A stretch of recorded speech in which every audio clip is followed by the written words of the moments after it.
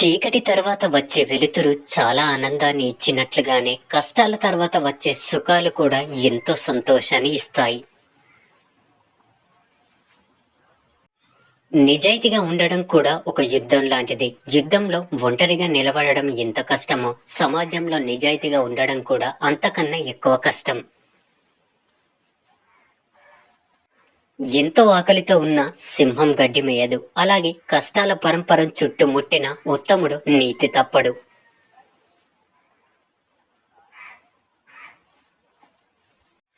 జీవితంలో ఏది మనకు ఎదురొచ్చి ఇవ్వదు. మనం ఎదురు వెళ్ళి తీసుకోవాలి. బాధ నుంచి సంతోషాన్ని, ఓటమి నుంచి గెలుపుని. గడ్డివాముని తగలబెట్టడం వలన సముద్రం వేడెక్కలేదు. ఎవరో విమర్శించారోనో, హేళన చేశారోనో ఉన్నతుల మనస్సు కలత చెందదు.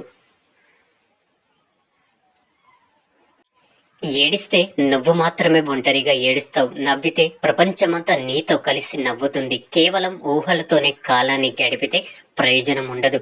నారు పోసినంత మాత్రాన పంట పండదు కదా. ఆశని ఎప్పుడు కోల్పోవద్దు. మన ఈ రోజుటి ఆశలే మనం ఊహించే రేపటి వాస్తవాలు. భవిష్యత్తు అనేది ఎప్పుడు ప్రశ్న లాంటిది. దానికి సమాధానం నీ తెలివి, నీ ధైర్యం మీదే ఆధారపడి ఉంటుంది.